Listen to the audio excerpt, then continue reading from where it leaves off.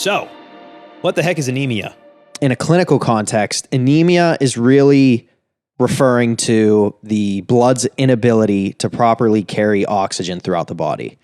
Since the oxygen is not making it to other cells throughout the body, those cells will then struggle to make energy effectively and efficiency.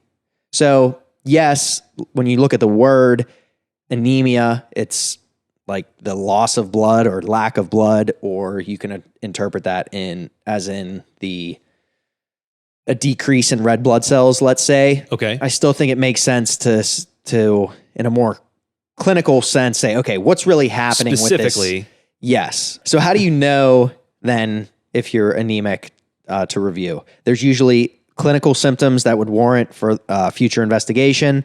There are 3 categories of causes that would further guide how anemia would be treated.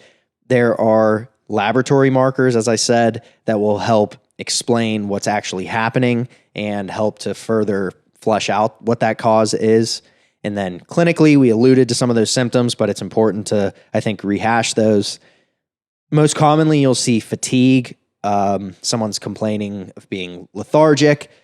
That's usually the top of the list. Pallor, so a reduction in skin color and tone. Okay. Cold hands, basically, again, just reflective of blood not circulating to the periphery very well. Right. Shortness of breath, reduced capacity to exercise, increased heart rate, headache, edema, and even jaundice can occur. Wow. So again, a lot of these are the most common symptoms. They're not all always present. It'll depend on what kind of anemia is going on. Sure. But in general, those ones are seen quite commonly. What are the kinds of anemia, real quick? Just so we can at least mention them. Iron deficiency anemia is the most common type, I would say, worldwide, statistically speaking.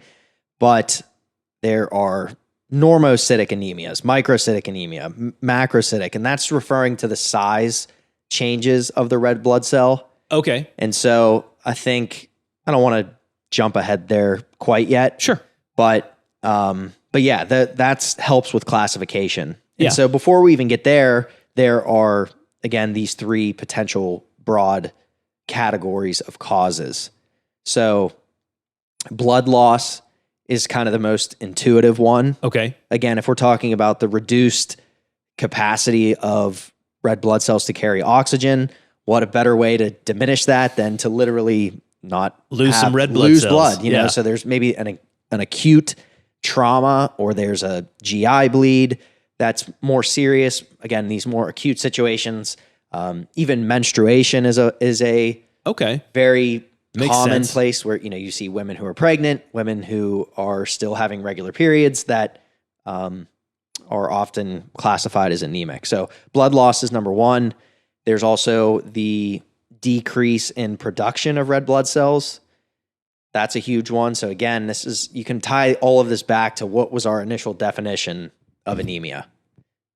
Third would be increase in the destruction of red blood cells. Okay. So examples of those would be autoimmune diseases, sickle cell disease, malaria even is an infection where ultimately there are, I believe, like parasites that destroy the red cells. Yeah. Red blood cells. Wow.